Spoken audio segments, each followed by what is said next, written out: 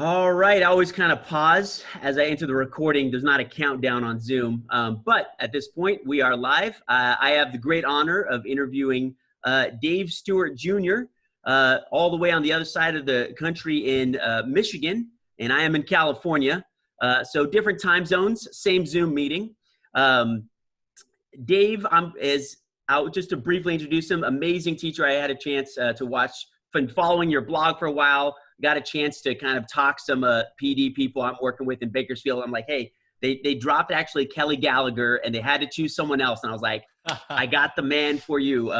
He is a disciple of Gallagher. It's all the great fundamentals. Right. And so you're a teacher still, a history teacher, correct? Or social studies? That's what they got me doing right now, but my training is English. Is English. Okay, so English teacher at heart. Has recently published a phenomenal book, kind of drawing a lot from what you've discovered in a really, really awesome blog. DaveStewartJr.com, I believe, is the blog. The book is These 6 Things, phenomenal, all great stuff. But real briefly, do you mind? Before I have you tell your story, just for the viewers' audience, I'm Beau Larimer. I am hosting this podcast for my university class, who instead of observing excellent teachers are going to have to settle for hearing Mr. Larimer talk to excellent teachers about the craft of teaching. And so that's the primary purpose, but hopefully if anyone else stumbles across this, they'll enjoy it. Dave, could you tell me a little bit about, just real in a nutshell, what your story kind of from the beginning of your career to where you are now is? Sure. I got my teaching credential in 2006. I went from Michigan to Baltimore, where I taught middle school English language arts for 3 years. I was kind of in the height of No Child Left Behind, and the school I taught in was underneath the punitive measures of NCLB, so I got to experience that. Got burnt out, quit for a year, and then my wife and I moved back to Michigan, and I began teaching high school. And I've taught English and history in different combinations ever since then. And in 2012, I started to write for teachers, and that's the blog that Beau mentioned, DaveStewartJr.com. Got it on the board right behind my shoulder. Boom. There we go. And then you recently published a book. Real briefly, you want to describe that experience and what the book's about? Yeah, I began my writing career talking about the Common Core standards and what that looked like. And so I was getting invited to do professional development sessions at schools, and I was working with whole staffs of high schools and middle schools, upper elementary. And it was just a challenge to make a case with integrity that literacy mattered for everybody. And so I had to start to find out, well, does literacy actually help mastery of all subject areas? And what are the ways of incorporating literacy that are don't add more burden on teachers' shoulders because everyone's burnt out. Anyways, started this huge long inquiry that resulted in the book, which the subtitle sums it up. Focusing our teaching on the work that matters the most. That's what These 6 Things is about. Yeah. And just briefly, though, I think that book would speak to teachers all over, not just teachers in English or even social studies, but in a broader sense, because you make arguments in science. Right. You have to deal with student motivation in math, certainly. So lots of really great stuff. And so we're going to dive into, I'm sure we'll touch on some of the things you mentioned in your book during this podcast. But for the listener, if you want to really a deep dive into some of these cool things, check out the blog and book are both phenomenal. I was watching, so before we do this, I know that you gave a little speech and you started RPD with it, talking about Everest and setting goals. And so, and we're going to talk about kind of defining a teacher's Everest kind of as a personal goal and professional goal as an educator. But I found 2 really cool quotes by Edmund Hillary, and I was like, oh, wow, this is perfectly lined up with what we're going to do. One quote was, it's not the mountain that we conquer, but ourselves. And we're going to talk in a little bit about teachers fostering habits of resilience and reflection, which I think is really important for new teachers, but I certainly cling to certain habits out of that. And the other one is, with practice and focus, you can extend yourself far more than you believed possible. And so that's what we're going to talk about a little bit right now. I read a couple blogs. I saw, I believe it was CTE presentation on Everest. Yep. Could you briefly kind of define that? And then my question after your definition would be, and we kind of mentioned this in warming up for this blog, is I've seen some things about setting goals, and I've experienced personally where if you set this really distant goal, for example, I remember I always wanted to bench press over 200 pounds, which is not 300. I was like, that's too much, but 200, I could do that. And I held this goal as really distant, and I felt like I would never attain it. And then later, when I established this certain habits, and certain practices, I felt like I worked up to it and kind of arrived there without intending to as much. Same with, I feel like when I was teaching, having that Kelly Gallagher, who's this phenomenal teacher, well known in the ELA teachers profession, especially having that Michael Jordan level teacher as Everest goal could be a little bit frustrating for a new teacher that needs quite a bit of practice before you kind of get to that level. So can you kind of define Everest and how it can help without seeming too distant or unachievable? Yeah, Beau. I mean, one of the biggest problems that teachers face is that they feel this entire universe of expectations on their shoulders. You know, parents expect certain things, students expect certain things, different students expect different things, colleagues, administrators, professors in school of ed classes. You just feel all these expectations, and that massive array unconsciously stresses us out a lot. And so the solution there is for us to be very clear on what, at the end of the year, at the end of the semester, what do we hope that our work amounts to in the lives of our students? And so the Everest sentence that I've had hanging in my room for a long time, and this is a student-facing sentence that you talk to students about, is that in this room, we are all about becoming better readers, writers, speakers, thinkers, and people. And I just have found this to be a useful sentence, especially on my hard days as a teacher. Like you said, it's not a picture of Kelly Gallagher or Penny Kittle, like be like them. It's Dave, today, did you seek to guide students into becoming better readers? Did you seek to guide students into becoming better thinkers or better people? Were your lessons aimed at that? And if they were, then I can go home with a clear conscience because I know that today I did the work, right? Similar to your weightlifting example, right? It's less useful to focus on the 200 number than it is to focus on, did I lift weights today? Yeah. Or did I a little more push myself? Yeah, exactly. A little bit more. right. So I have mentioned in an earlier podcast, the golden circle is this mental model that I think I borrowed from business. I think a business entrepreneur expert named Simon Sinek mentions it, but he talks about kind of on the outside of this circle, we have what we do. And then inner circle, we have kind of how we're doing things, but at the heart of it is why we're doing things. And I think that Everest really speaks to that, is what's your why? And then especially, it's almost like, exactly, it's not this distant, this is the perfect teacher, but more of, this is a mission statement of, here's the most important way I want to serve the students in front of me. Right. Excellent. Yeah. It's an important tool, Beau. I'm glad that you brought it up. Yeah. And it really, it anchors everything else. And so I think that would have been so helpful as a new teacher to think about, okay, what's something simple, something true, and hold on to that as my why. And I've had students discuss some of those elements. I think it's important for the students to think about that, but as the educator as well. So that's, I would say, a great habit for fostering resilience as a teacher. I'm interested that you brought up getting burned out.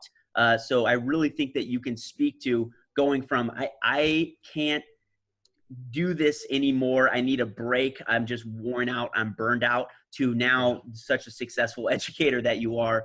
What habits of resilience do you think you've discovered along the way? Like, what kind of things or practices do you hold on to that helps foster resilience through those tough lessons and tough days? Yeah, one of them would be what we just discussed, which is continually bringing yourself back to what you're trying to accomplish. So Greg McEwen is not an educator, but he's written a masterful book called Essentialism, which is, I mean, kind of in the same vein as Simon Sinek, just broad applications to all areas of life. And the whole idea of essentialism is you want to figure out what work is essential and just do that and become very good at that, which of course requires ignoring a lot of things that are not essential, or doing a lot of things that are not essential good enough. So another key skill or habit for becoming more resilient would be identifying the things that ought to be satisficed. So satisficing is a term coined back in the 50s by a Nobel Prize winning economist named Herbert Simon. And it's the act of doing something at the good enough level, at the threshold of acceptability. And its opposite would be maximizing, which is doing something as best as you possibly can. Well, most things that we as teachers have to do in a given day, many things ought to be satisficed so that a few things can be maximized. And this is a huge key to resilience, because I don't care how resilient you are, if you try to perfectionistically do every task that is on your platter, you'll burn yourself out. Human beings cannot operate in the red zone on the what is it, tachometer? Yeah. You can't run at red zone RPMs forever. So maybe you're really resilient and you can do it for 4 years, and I could only do it for 3, but eventually you'll burn out. So I think satisficing is another important piece. Yeah, it's interesting you mentioned, so satisficing came out of the economic field, an economic expert. That's interesting, because another principle that I've discovered that kind of feeds to both of those relates to both of those points of put effort in and cling to those most important things, and not worry quite so much, or satisfice the less important, it's called the Pareto principle, or the 80-20 principle. Right. Which really suggests that it comes out of economics, but it's very applicable in all fields. I think it's very applicable in teaching. Is the most important things in a practice. 20% of those kind of fundamental elements of the craft accomplish 80% of the results you're looking for. So that comes out of economics. But man, speaking to English, looking at some of what Mike Smoker's talked about, kind of essential literacy, exactly. Getting kids reading more, getting kids active, and participating in the lesson. And I think a lot of Gallagher's message about reading volume, right, is looking at let's hold to what routines and habits are the most important. I mentioned this last time too. I think I mentioned this in kind of an online lecture. I think while teaching can become, it's related to things you're passionate about. So, right, we love reading and writing and stories. And so teaching writing, it relates to our passion. It's easy to let that kind of take over your life.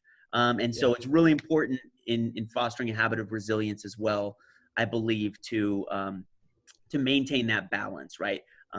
Could you speak a little bit about how you maintain that balance and try not to let those most important things not kind of dominate your existence?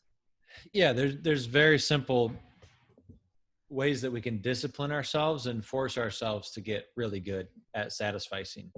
So I can remember when I was a first year teacher and I was kind of starting to date my Crystal, who would become my wife, and I was telling her how much I was working, and I thought she'd be so impressed. And she was like, "That's the dumbest thing I've ever heard. You're working that much. Like, it's very unattractive." She, in no uncertain terms, told me that is not impressive.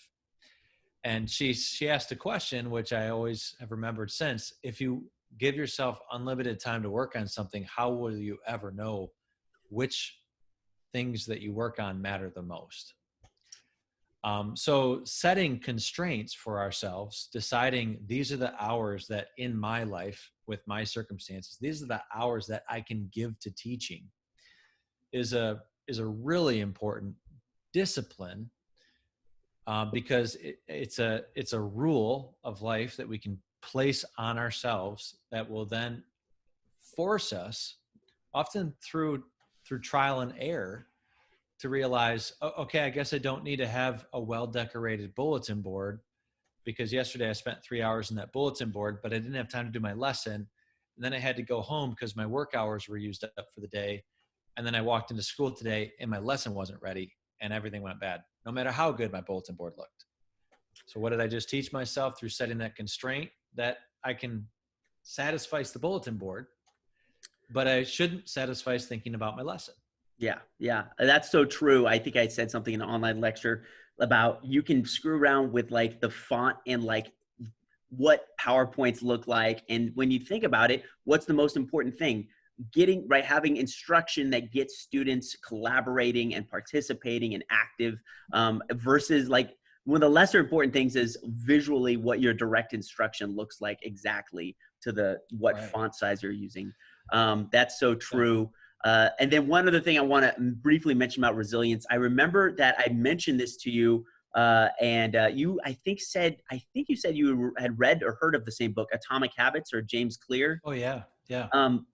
I was reading this last night. I'm in the chapter where he's talking about, and we're going to get to, this is one of your 5 things, how much belonging shapes your motivation, shapes who you are as a person, in the sense of you kind of define yourself by the community you connect to.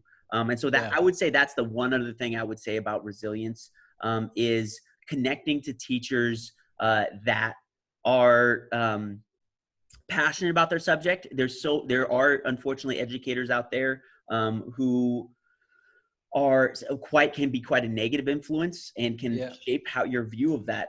What kind of people do you kind of seek to connect with and collaborate with, in kind of defining that sense of belonging element to establish, hey, I want to be around teachers and be a teacher like this, versus other things? Yeah, I mean, I guess it helps first to say, what do I try to eliminate from my social context? And that's complaining. Some people, unfortunately, have deeply habituated pointing out everything that's wrong with everything and everything that went bad today. And I think it's important to, not disdain people who are experiencing this, because it's actually a really painful, miserable way to live. But at the same time, I don't want to surround myself with it, because we are to some degree a product of those who we spend time with. So, if I have somebody in my life, in my teaching life, who just is always pointing out the negative and, oh my gosh, can you believe what this kid did today? I can't believe this parent. I'm just not going to spend as much time there. Yeah. People who are interested in pursuing difficult questions, people who are quick to point out things that went wrong in the lesson today, but who are like curious about that and not really depressed about that. Basically, people who to go with resilience, who really personify that for me, or people who I just know from talking with students are excellent teachers. I want to spend time with them, right? And so those are the people who I'll linger a few minutes if we run into each other in the copy room. This is a new term I've heard, but I have one, personal learning network. And so it's interesting too, through Twitter, through subscribing to fantastic educators, email lists, right?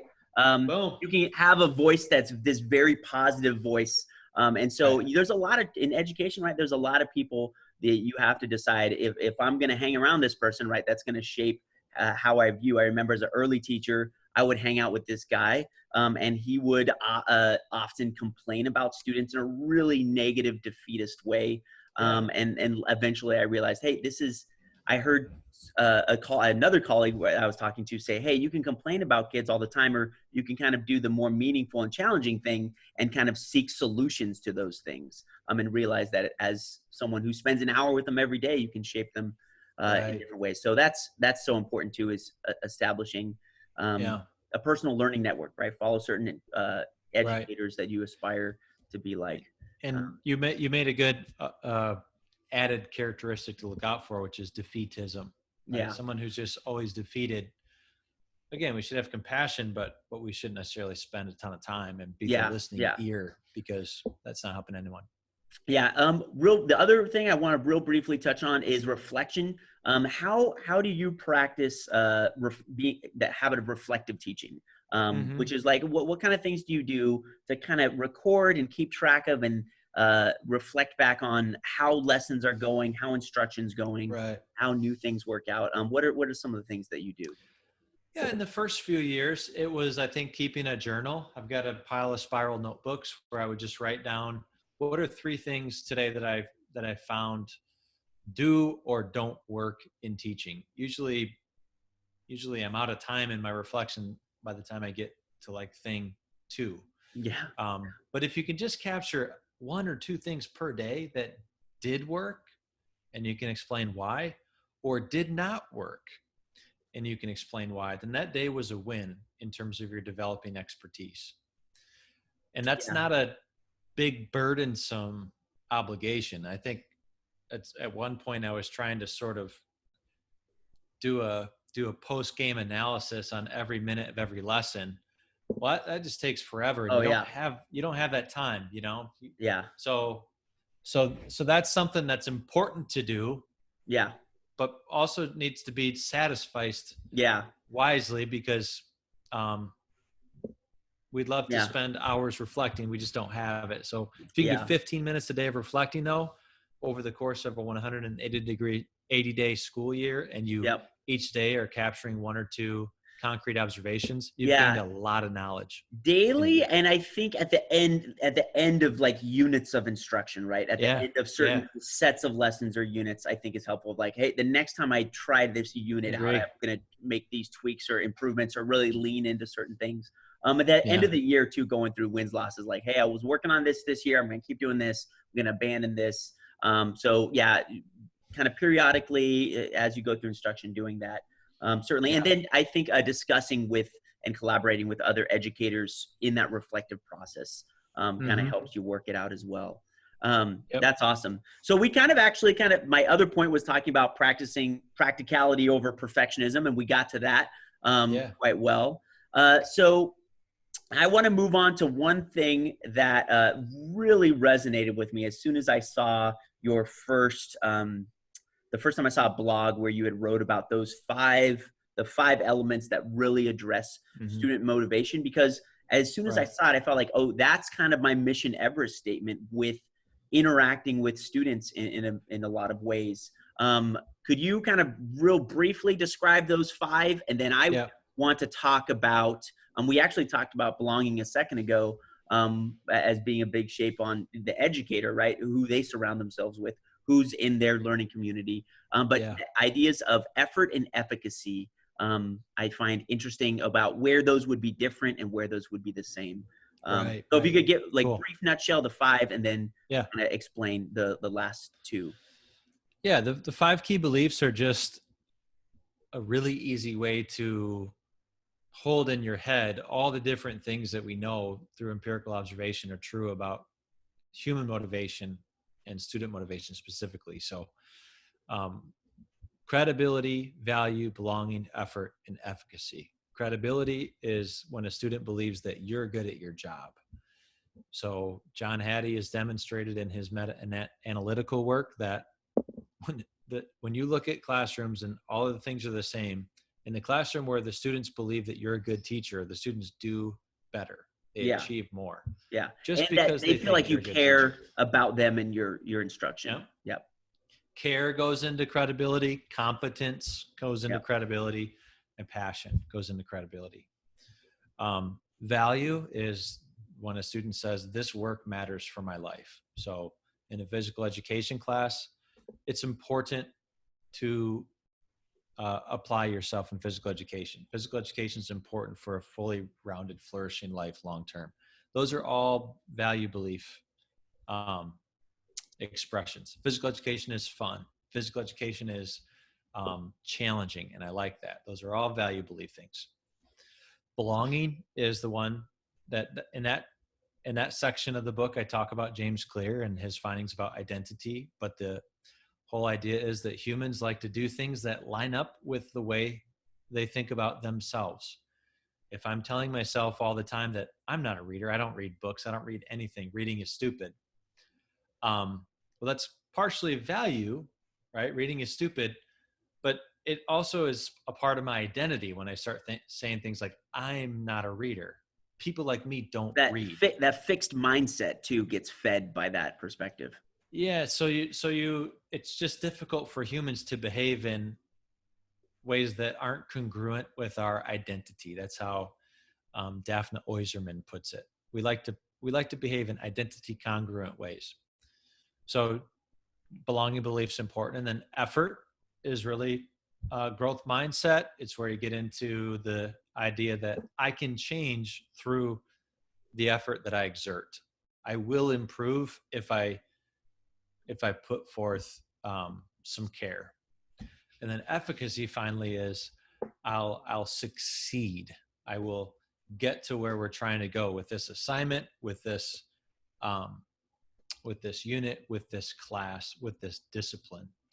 So efficacy is more about what I believe about the outcome of this work, and effort is more about what I believe about the process of this work. Yeah. Would you apply trajectory to efficacy?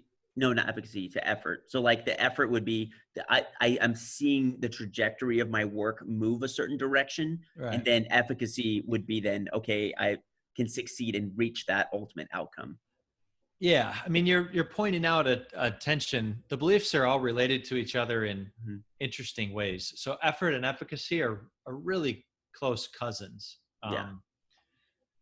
And, they also are obviously tied in with, for example, value, because if I think science is stupid, well, I don't care if I'll succeed. I don't care if I'll get better through my effort, because science is dumb. So there's a reason I treat them in that order, right? Credibility, value, belonging. Those all really shape the degree to which the effort belief and the efficacy belief exert power in a student's motivation. Thanks. So yeah, one thing I was thinking is how I originally had framed this as new teachers, but any teacher, what kind of things could we do to help them see, I call it, see that needle move, right? So see that effort affecting a physical, affecting what they're doing and their skill progressing in some way. And then also efficacy of how they can connect that to, hey, I'm going to eventually succeed at this. I know you mentioned value, but one thing I'll tell you, kind of one approach I tried, and then you could tell me if this relates to anything. So habit formation has been really interesting, kind of establishing. I try and reinforce certain habits and look at habit formation. Can that affect that efficacy or effort idea? And so in independent reading, kind of establishing the routine and reinforcing the habit, I was trying a checklist where it wasn't a book report, it wasn't a log. They just had kind of this checkbox, and they're kind of checking and noticing, and I say noticing the progress of pages. So they would go, okay, in this amount of time, I've read these pages, I'm going to check it off. And this amount of time, I read these pages. Would that help effort, where they're saying, okay, even though they're not there's not the measurement of reading level might not be on a test till later, seeing, hey, on a more day-by-day basis, I'm seeing those page, like I started at this page and then I've seen the pages add up. Yeah. I mean, the best way to reinforce the effort belief in anybody is to, prove it, right? Where's the evidence that my effort pays off? So that's a really nice, like, trackers are great. And James Clear talks about that in his book, Habit Tracking, because you just kind of can see visually, have I put in the effort? And then what I like about your reading checklist you're talking about, I can see the pages add up.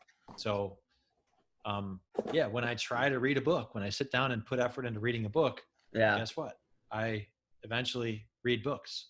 It makes it tangible. I'm wondering too, I always thought that kind of connected, I hoped it connected to the idea of John Hattie's visible learning meta-analysis, talked about self-reporting being such a big thing, where they report, okay, like the act of documenting and reporting what is what progress is happening, even when it's very incrementally, can reinforce that habit and help them think, okay, the more that I do this, the more that list adds up, right?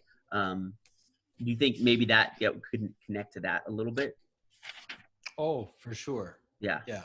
A lot of the effect sizes in Hattie's list, especially towards the top of it, are, married together Yeah. in Yeah. interesting ways like what you're talking about. Exactly.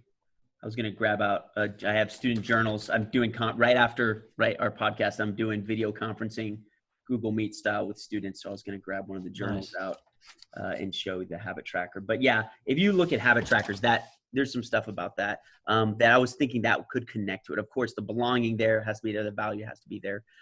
Efficacy, seeing it as success. Do you feel like help establishing value for the work really helps efficacy the most? If It connecting, helps efficacy matter, but the thing that helps efficacy is success.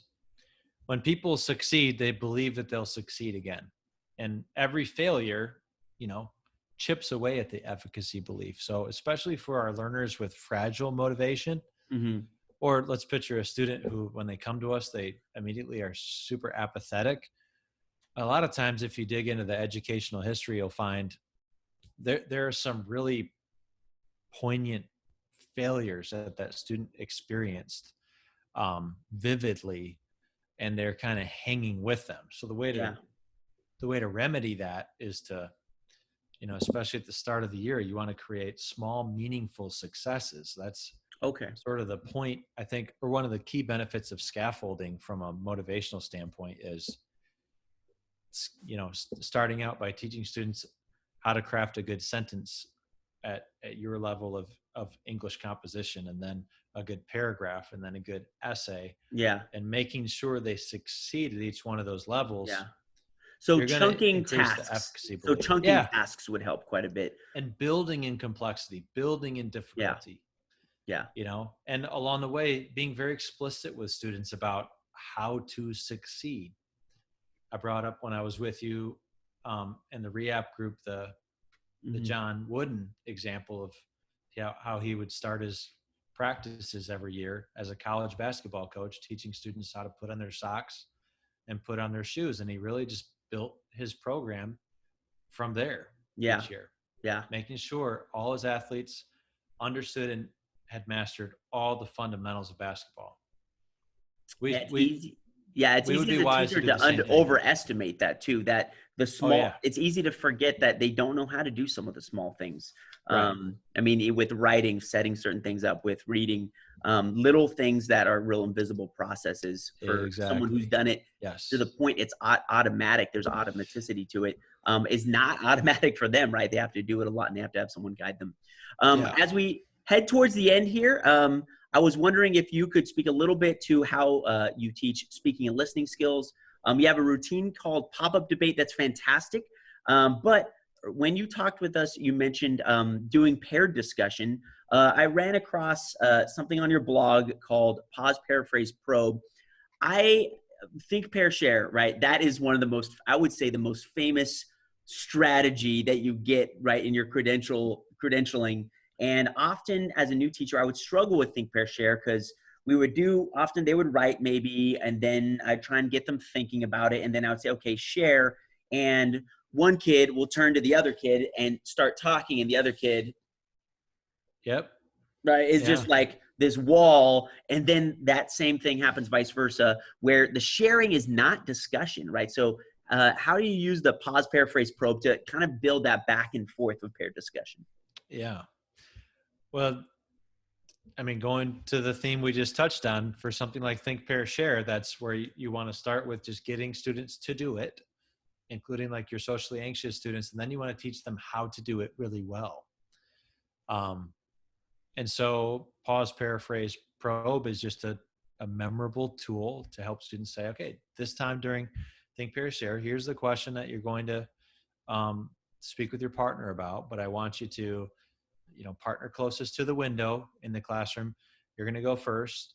You're going to state what you come up with, and then partner closest to the door, you're going to pause before you speak. You're going to try to summarize what they said, put it in your own words, paraphrase what they said. And then you're going to probe. You're going to ask a question to get a little bit deeper into what they said. So you're not even going to share what you came up with during think. You're just going to pause, you're going to paraphrase, and you're going to probe. And then you have them do that, and you walk around the class and you're listening for good examples and bad examples. And you come back as a whole group after 90 seconds and you say, I heard this, that's excellent. I heard this, that's an example of still struggling. So let's try it again. Here's a new question for you to think about. We're going to switch roles. Try to match more of that exemplar example that I gave you. All right, now go. Yeah, I would say that's that explicit. Yeah. You increase the success of all the kids, increase their motivation for subsequent activities and success at subsequent activities. Yeah. And you're also teaching speaking and listening. Yeah. So when you start to weave all these things together, Beau, yeah, this is how approaches to teaching can be super good and effective, but also not as labor intensive. Yeah. As we often make teaching. That's definitely like tying. That's a little bit of the tying the shoelaces element, right? For public speaking and listening. But you have to start with those small important things and then build from that. You can't assume that they're always going to do that or be in the habit or know how to do that. That's right. Your other great success too is pop-up debate. And I love when I've seen your examples of it, because it really, one thing I tell students is discussion only works if the person speaking feels like others in the room value their voice, and they only do that if they've been taught to value others' voices. And so I think your pop-up debate really does that well. Could you explain some of the things that happen in pop-up debate that you think help students with kind of the turn-taking and valuing others' perspectives? Well, again, as soon as you start to have students doing pop-up debate in the class, which requires everyone to stand up and speak at least once in a 30-person class or whatever you have, immediately problems begin to pop up, right? Like, we're being really repetitive. We're saying the same things over and over. We're not really listening to each other. So you have to teach, well, how can we improve that? So paraphrasing helps you to communicate that I actually heard what you said. And it helps conversation. It helps a whole class discussion be more intelligible to everybody. Like, oftentimes in the beginning of the year, students they'll be polite and they'll say, well, going off what Beau said, I think, which oftentimes wouldn't go off what you said at all. It's just a polite transition. But if I can paraphrase what Beau actually said, and then I call this paraphrase plus, teach students to paraphrase and then either agree with additions, disagree with reasons, or complicate. And that's all really just a simplification of the they say, I say work by Jerry Graff and Kathy Birkenstein. When you teach those moves, now all of a sudden you're training students how to value what other people say, versus I think what we often do is we just tell them, hey, you got to value what other people say. You got to value what other people say. It's kind of like we just sort of talk at them. You got to do this. Yeah. Well, show me how. Like, teach me the actions that it takes to become the kind of person who values what other people say. And it just is a requirement. If you really want to become a person who values what other people say, you've got to become good at paraphrasing what they say. Yeah. You have them stand up as well, and you have some kind of like makeshift microphone or speaking piece too. Do you feel like both of those help as well? Well, we introduced videotaping about midway through the school year so that students can watch themselves. We don't like view it as a whole class. We put it on Google Drive, and I just put the file up there the next day, and they find themselves in the discussion, watch, give themselves feedback, and then I take the file down. That's really what the video is for. It's to increase the public speaking comfort challenge, right? Because it's more nerve-wracking to speak in front of a video camera. Yeah, I have learned that this year with the podcast. Exactly. Watching myself in some of these podcasts, I'm like, wow. I say 1,000 times, and I'm sure I've said it quite a bit in this video too. And you notice things that are kind of blind spots for you for certain. So that, I think, and so it's just watched. So you film it, you upload it, and it's just watched by the student, and they take notes on the student who participated. Like the student who Yep, they did the go in the speaking. video and they find themselves. Okay. So it's one big clip. Okay. It's one big clip of the class's pop-up debate. I instruct them to go and find yourself, give yourself feedback. They hate it, universally despise it, but they also, by the midpoint of the year, they see why they need it. And so you don't film the whole class, you film certain discussions? I film a whole pop-up debate. The debate itself. Okay. Yeah, it takes. And so you just put that entire file, and then they have to kind of scrub through the video, I suppose. So that's not super time consuming for you then. Exactly, and that's why I do it that way. Okay. I just upload the file on my computer and put it up. I'll often teach them how to, we'll start like a timer up on my whiteboard so they can write down, okay, I spoke at 10:30 in the video. So that will speed up the retrieval process a little bit. So you tip them with that. Awesome. All right. Well, we're basically at the end of our time. I know we mentioned this during re-app, and I would say this as well. In teaching really good speaking and listening, I've found that it's better to start in this much smaller, intimate arena of paired discussion. That's such a fundamental thing too. It helps everyone get lots and lots of practice, and then build up possibly to small group, or build up to then this larger platform or arena of pop-up debate where the stage is a little bit larger, and build up to that. Otherwise, I think you will have people go, nope, I'll take the F. I don't want to do that at all. But I think if you build up to it slowly, and that's your culture, is we're talking, we're doing those things, and you've trained them how to do that. That's so helpful. Speaking of speaking and listening, thank you so much for speaking and listening on my podcast here. My pleasure. All right. Sounds great. Remember, if anyone wants to get everything that we talked about, I mined out of his blog and his book, DaveStewartJr.com. The book's fantastic. These 6 things. Dave, you're off to a meeting now, and I'm off to do some video conferencing with students. Yeah. I'll briefly mention, just because I know that sometimes people might wonder. I did film this in my classroom simply because of some of the technology issues with my private setup at home. But I have hand sanitizer and wipes, and I'm not running an underground Fight Club style class in the middle of the pandemic. None of that. So just, I was good disclaimer. Yeah, good. Yeah. So it's just me with a bunch of hand sanitizer, and there's not a big crowd off to your left. Live audience. Blank classroom. Yeah. All right. So gotta make sure. It's all just, so everyone is comfortable with that. Absolutely. All right, Dave. Thanks so much. It's been a pleasure. Yes, my pleasure. Thank you, Beau. Take care. Bye.